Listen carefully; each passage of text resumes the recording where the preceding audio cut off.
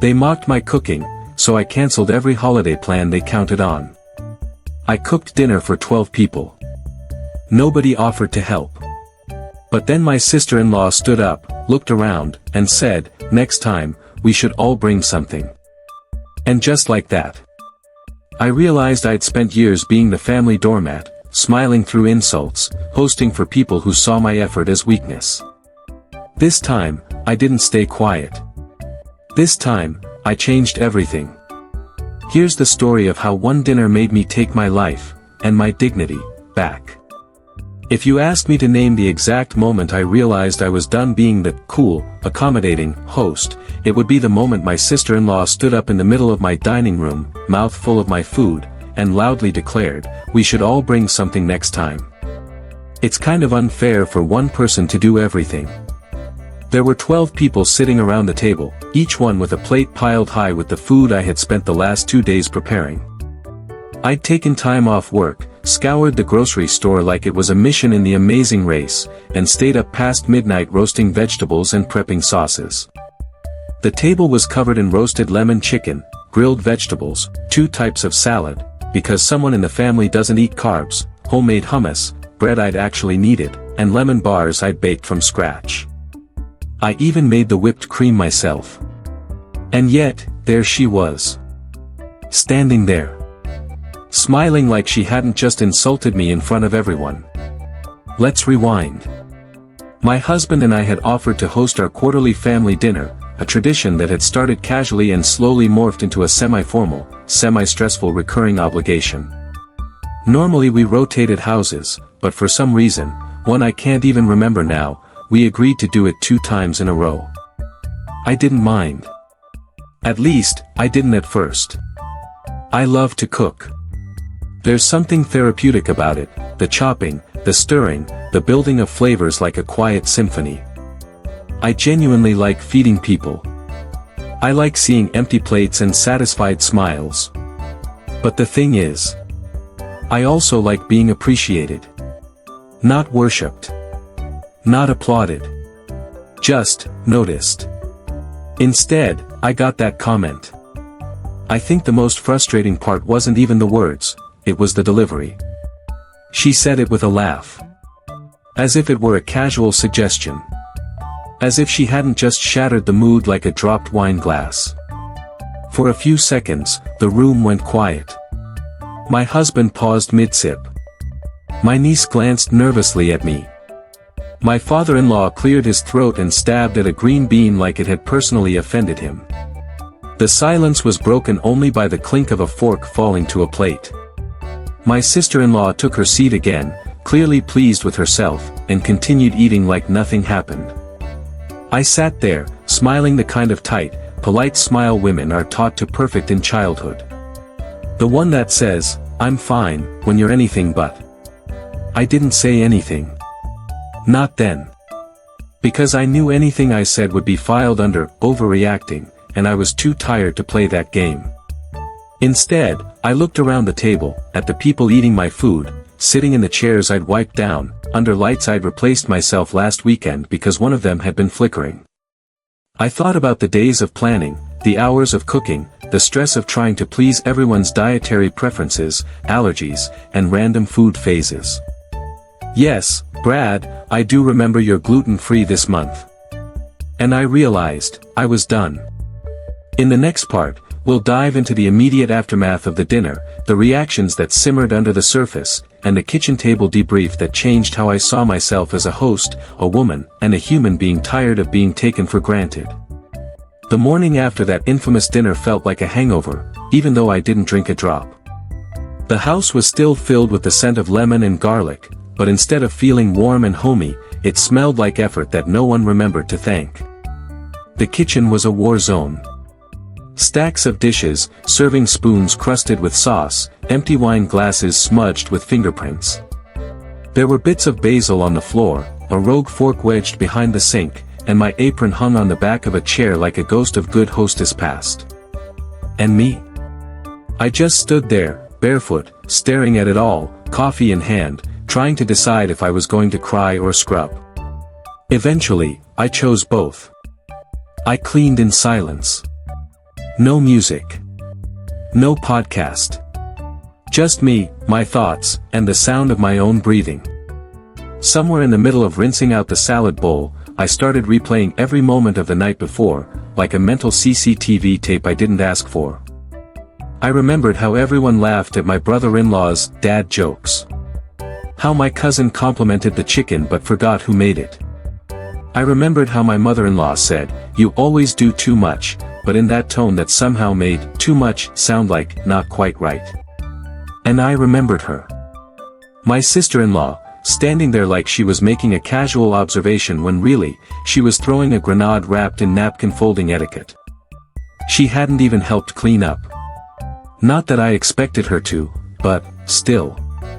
She finished her third slice of pie, said something about needing to get up early, and left without so much as stacking a plate. My husband handled the goodbye at the door. I stayed behind and pretended to be deeply interested in Tupperware lids. When he came back into the kitchen that night, he knew. He didn't say anything right away, but he lingered in the doorway longer than usual, rubbing the back of his neck like he was searching for the least stupid way to say, "That sucked." "You okay?" he eventually asked. I kept wiping the counter. "Sure. It's just, she probably didn't mean it how it sounded." I turned around. He froze. "Okay," he said quickly. "Wrong sentence." "Got it." We didn't talk about it again that night. But the silence between us wasn't cold. It was just, worn out. Like an old sweater that used to fit better. The next day, I avoided my phone like it owed me money. I wasn't ready for the group chat or the vague texts or the "sorry if things got weird last night" messages. Instead, I sat on the couch in pajamas, ate leftover lemon bars for breakfast, and stared at the ceiling for a full hour. I couldn't stop thinking about why her comment had gotten under my skin so deeply. It wasn't just one dinner. It was a pattern.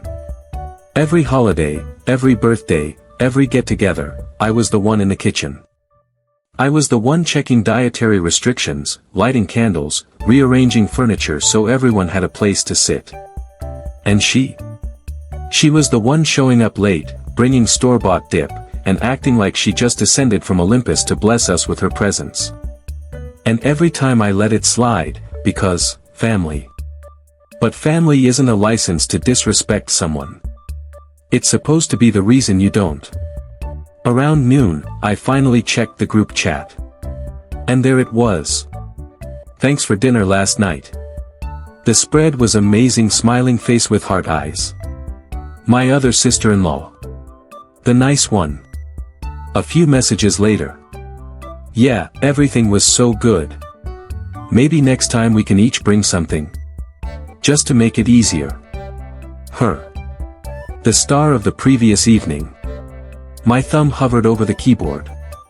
I started typing and deleting a dozen different responses. Sarcastic ones. Petty ones. One-liners that would haunt her soul and live rent-free in her brain forever. But I erased them all. Instead, I opened Canva and made a very aesthetically pleasing sign-up sheet. Pastel colors, cute utensils, big heading, "Next family dinner, let's share the load." I sent it in the chat with a smiling emoji. Within minutes, people were signing up for sides and drinks like it was a potluck renaissance. My sister-in-law. Seen. But not heard. That afternoon, I went out and bought myself a bouquet of tulips. Not because it was a special occasion. But because I survived one. I used to pride myself on being the cool one. You know, the low maintenance, go with the flow, don't worry about me, I've got it covered type.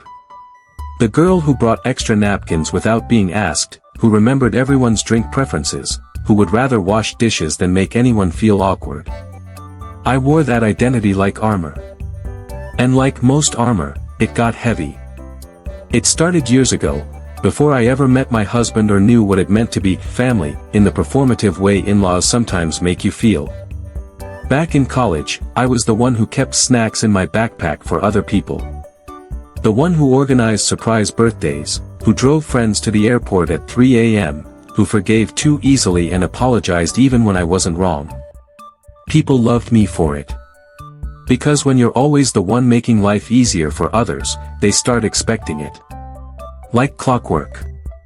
Like routine. And eventually, they forget it's a choice you made.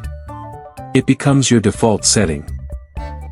So when I joined my husband's family and volunteered to host the first Thanksgiving at our place, it wasn't some strategic move to prove myself. It just felt natural. I knew how to host. I liked making people feel welcome. It gave me purpose. But somewhere along the way, it turned into obligation. The first Thanksgiving was magical. Truly. I spent days preparing. Everyone raved about the stuffing. My sister-in-law even asked for my pie recipe. She smiled the whole evening, said things like, "This is such a vibe," and took photos for Instagram stories with little autumn leaves gifs.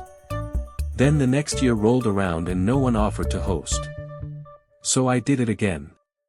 Then again. And again. Every holiday. Every birthday. Every excuse to gather. Our house became the designated space. It wasn't officially decided. No one said, "You're the permanent host now." It just happened. Like how the dishwasher always seems to fall on the same person in a house full of roommates. And honestly, for a while, I didn't mind. It felt good to be needed. To be the person who made everything come together. Until I started noticing that while I was the one scrubbing pans and chasing down RSVPs, others were showing up empty-handed and leaving with leftovers. There's this moment I keep going back to. Christmas, 3 years ago. I made a full spread, roast beef, mashed potatoes, Brussels sprouts with balsamic glaze, even little name cards at each seat. I bought matching napkin rings. Decorated the entire house with lights and garlands and candles that smelled like cinnamon. The whole 9 yards. My sister-in-law brought a fruit tray. One of those plastic supermarket ones with the honeydew no one eats. She placed it next to my charcuterie board and said, "I figured you'd already done too much, so I grabbed this just in case." I smiled and said thank you. But inside, something cracked. Because if I had brought a fruit tray to her house, she would have told everyone I was phoning it in. She would have made a joke about Pinterest fatigue or settling for Costco culture. But because it was me, it was fine. Because I was the chill one. And chill girls don't complain. They just keep setting the table. Back in the present, I was sitting at the kitchen table, staring at the pastel sign-up sheet I'd made, wondering when exactly my own needs stopped being part of the equation. I thought about texting my mom. She'd always been good at calling things what they were. But she passed away last year. Cancer. Quick and cruel. She used to say, "Just because you're good at something doesn't mean you owe it to everyone, all the time." I never really understood what she meant. Until now. My husband walked in, yawning and still in sweatpants. "You're up early." I'm thinking. He grabbed a mug from the cabinet. Dangerous. I laughed, but it didn't reach my eyes. He sat across from me and looked at the paper in my hands. People actually signed up. Every slot but one. He raised an eyebrow. "Let me guess. The main course." We both chuckled. It wasn't funny, but it was honest. "She's not gonna like this," he said. "I'm not doing it for her," I said. And that was the first time in a long time I meant it. The following week was weird. Not explosive. Not dramatic. Just weird in the way quiet tension always is. Like a thread had been pulled in a sweater and no one wanted to admit it was unraveling. No one said anything about the dinner. No one mentioned the sign-up sheet. Not in the group chat, not in passing, not even in the vague, passive-aggressive way that people usually use to joke about things that actually hurt their feelings. But I could feel it. The shift. The subtle change in tone when my sister-in-law commented on a photo I posted of the lemon bars. Just a single word, cute. With a period. Like a sentence. Like a warning. Before, she would have said something like, "You always go all out, teach me your ways." But now. Just. Cute. Fine. We were done pretending, then.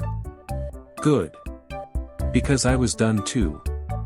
I started thinking about how often I'd bent myself out of shape trying to make things easier for other people. How many times I'd said yes when I wanted to say no. How many times I'd overcooked, overplanned, overextended, because I wanted to be seen as generous, as thoughtful, as the one who holds it all together. But I was tired. Tired of playing the chill girl. Tired of pretending unkindness was just someone being honest. Tired of ignoring my own limits so other people could stay comfortable. So I made a decision. From now on, I would do things because I wanted to, not because someone expected me to. I wasn't going to stop hosting. I love it. It brings me joy. But I was going to stop letting people treat that joy like it was owed to them. My husband noticed the difference almost immediately.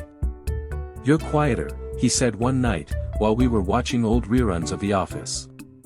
"I'm thinking more," I replied. "That's usually when people get dangerous." He smiled, but I didn't laugh. "I mean it," I said. "I've been thinking about how often I let things slide. How often I let her slide." He paused the TV. "I didn't realize how much it was bothering you." "I didn't either," I admitted. "Not really.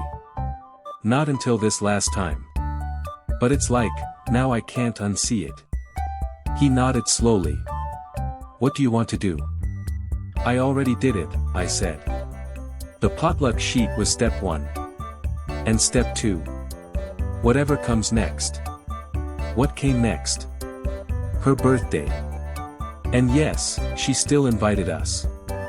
Because even though she'd made it clear she didn't appreciate my efforts, she also knew exactly what she lost when she pushed me too far. I RSVP'd yes. But I didn't offer to bring anything. And I didn't offer to help set up. And when we showed up, I brought a card. No gifts. No food. Just a card that said, "Hope today is what you need it to be." And I meant it. Sort of. She didn't say anything when we walked in. Didn't mention the dinner. Or the sign-up sheet. Or the card. But she did smile, tight and thin. Like someone who just realized the power dynamic had shifted and wasn't quite sure what to do about it yet. I stayed for 1 hour. I ate a cookie. Drank a soda. Complimented her dress. Said hi to a few cousins. And then I left. No cleanup. No lingering. Just me, walking out with dignity and a purse that didn't contain Tupperware. Progress. Leaving her birthday party felt like shedding a second skin I didn't realize I'd been wearing for years. The old me, the one who stayed late to help clean, who offered to take leftover balloons to the recycling, who brought backup utensils, just in case, would have lingered. Out of politeness. Out of fear that someone would say, she didn't even stay to help. But this time, I left. I didn't make an excuse. I didn't pretend I had to wake up early. I just said, "Thanks for having us. Have a great night." And walked out. It was quiet in the car on the way home. My husband drove, stealing occasional glances at me. I knew he was waiting to ask. He's not great at letting things hang in the air. Silence makes him itchy. "You okay?" he finally said, like clockwork. "I think so," I said. But also kind of, relieved. Relieved? That I finally didn't bend myself into a pretzel for her. He smiled. "I was proud of you tonight." That made me pause. For what? For not giving more than you had. And just like that, the lump in my throat returned. Not out of sadness. But out of something gentler. Like finally being understood after years of speaking underwater. The next day, my sister-in-law posted a photo dump of the party. The caption read, "So grateful for everyone who showed up and helped make today amazing. You know who you are, Red Heart." No names. No tags. Just an open-ended, suspiciously performative thank you. It was her style. Public praise that's actually a private jab. Because if you didn't help, you'd feel it. And if you did help, you'd wonder why you weren't named. But I didn't care. Because for once, I wasn't waiting to be validated. I didn't need a gold star. I didn't need to be the MVP of someone else's emotional mess. I had my own scoreboard now. And for once, I was winning. A few days later, her husband texted me. "Hey, just wanted to say thanks for coming to the party.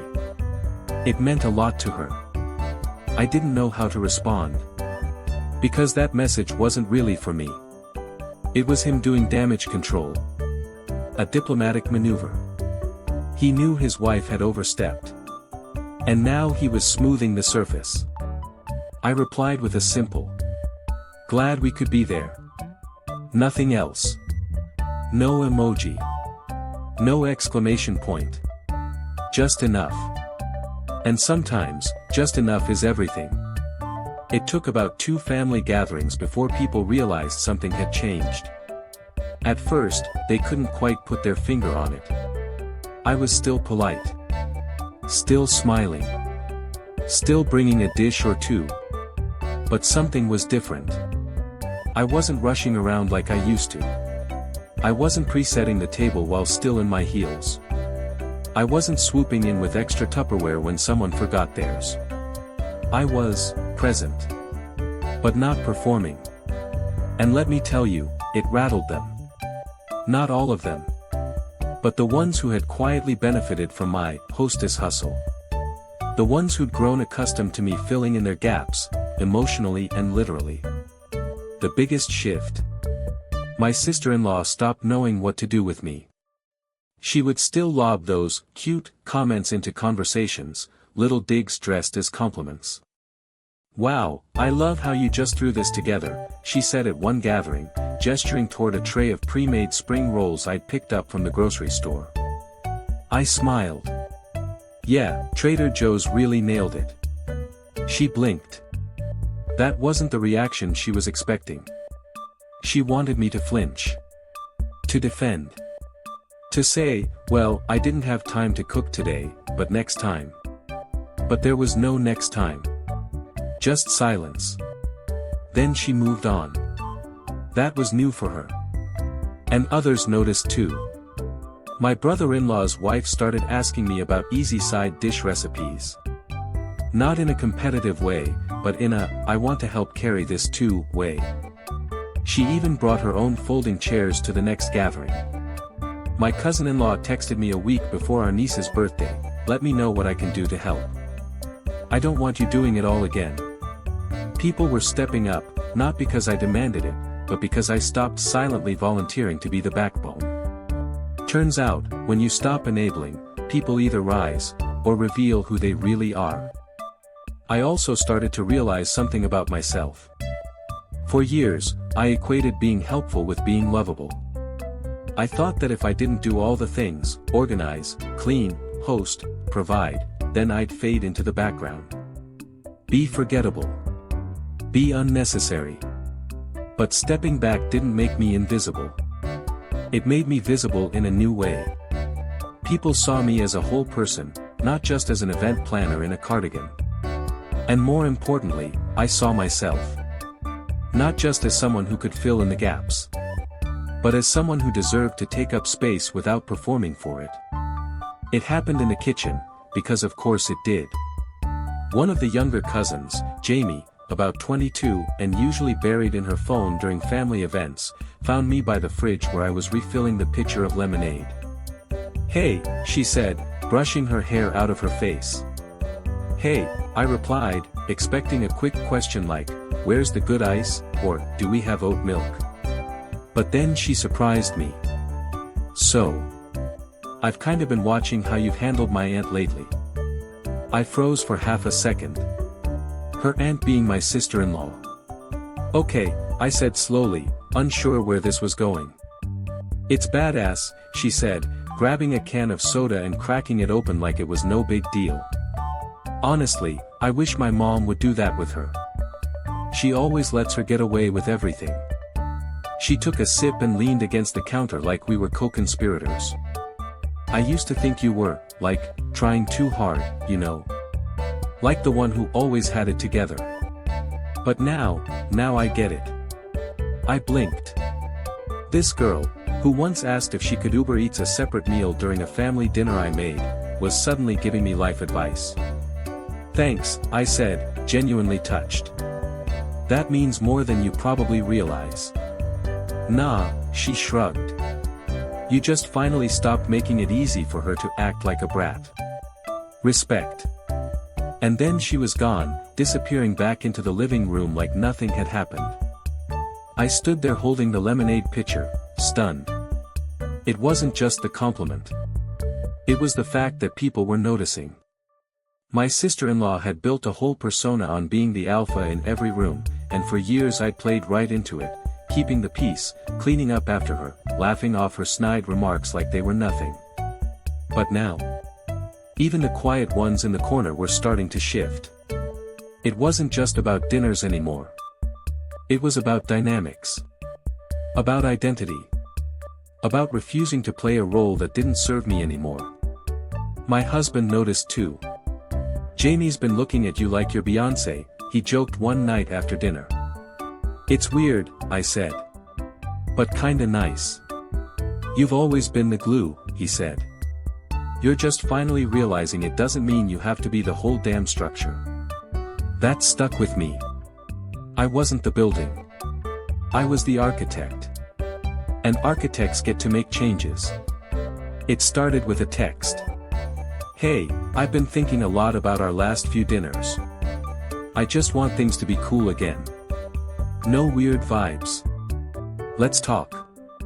I stared at the message for a while, not because I was shocked she sent it, but because I couldn't figure out what her endgame was. My sister-in-law didn't apologize. Not really. This was her version of an olive branch, dressed up in lowercase letters and emotional vagueness. Part of me wanted to meet her halfway. To give her the benefit of the doubt. But a bigger part of me had learned the hard way, not all peacemaking is about peace. Sometimes it's about regaining control. I replied with a neutral. Appreciate the message. I'm always open to having a healthy conversation when you're ready. She didn't reply. And that was answer enough. About a week later, our family group chat, normally reserved for birthday wishes and vacation photos, suddenly popped off. It started with my brother-in-law's wife sharing a meme about bringing store-bought food to family dinners. Light-hearted. Funny. But then someone else replied. Some people bring nothing and still complain. Can't relate LOL. The subtext wasn't subtle. The typing bubbles started lighting up like fireworks. My sister-in-law replied. Wow. Didn't realize group chat was open mic night. And then silence. I watched it unfold with popcorn-level interest. But for the first time, I didn't jump in to smooth it over. Didn't redirect. Didn't play moderator. Let it burn. People saw the truth now. And I didn't need to defend myself anymore. The next dinner was at our house again. But this time, everyone brought something. Someone even showed up with 2 dishes, just in case. It was casual. Uncomplicated. No passive-aggressive commentary, no tight smiles, no tension tucked beneath polite laughs. We played cards. Played music. Laughed until someone snorted wine out their nose. And when people left, they helped clean up. Without being asked. It felt easy. Natural. Like community. My sister-in-law didn't show. She texted the group the day before, saying she had a thing. No one asked what the thing was. No one missed her. That night, I sat in bed thinking about how the word host used to feel like a weight. Now, it felt like a choice. Hosting didn't mean martyrdom. It meant opening your home without closing off your needs. It meant feeding people without starving your boundaries. I could love serving others without sacrificing myself. That was the shift. And it changed everything. Weeks passed. Then months. Things stabilized. My sister-in-law still came to some events, but she kept her commentary in check. Whether she was reflecting or just afraid of looking bad, I didn't care. I wasn't performing for her anymore. I was done trying to win someone over who only clapped when I was quiet and compliant. The truth is, I had let it happen. Not the rudeness, but the repetition. I had allowed the same pattern to play out over and over, convincing myself that keeping the peace was more important than keeping my dignity. That's on me. But here's what's also on me. Changing it. And I did. My niece's birthday rolled around.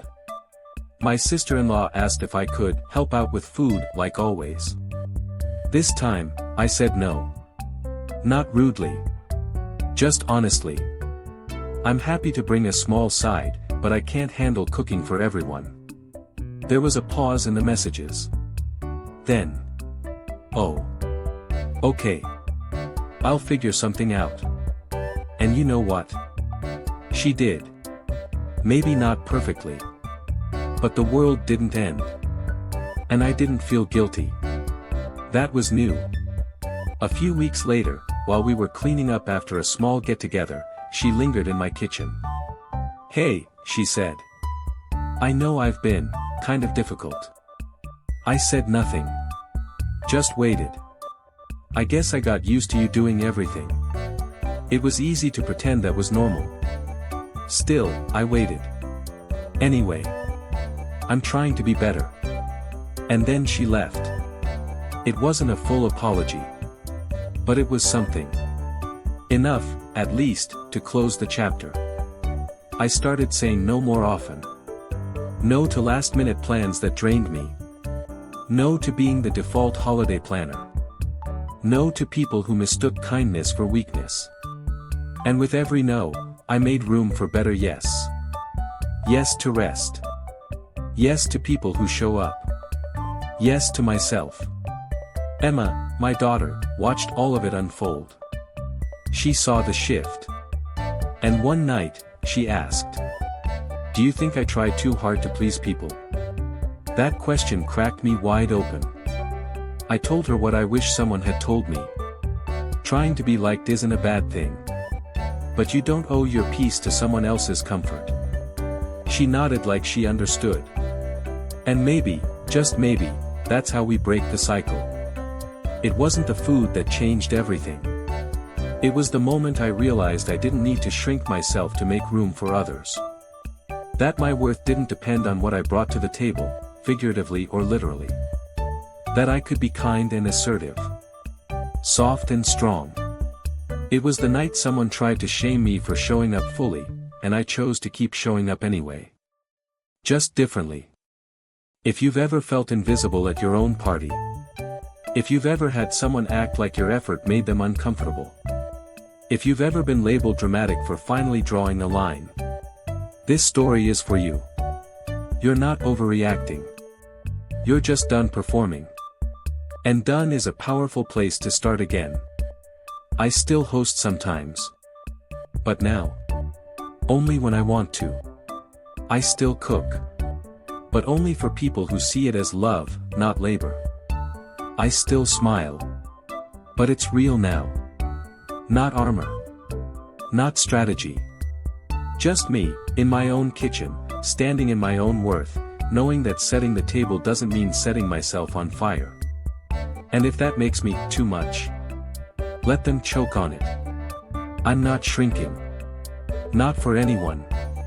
Not anymore. Sometimes, the people you serve are the first to complain. And sometimes, the best way to take care of others is to stop letting them take advantage of you. If this story hit home for you, If you've ever stayed quiet when you wanted to scream, smiled when you wanted to say no, or hosted for people who never said thank you, this is your reminder: you don't have to shrink to keep the peace. Thanks for watching. Don't forget to like, follow, or subscribe for more true stories that say the quiet part out loud. Good night, and take care of yourself first.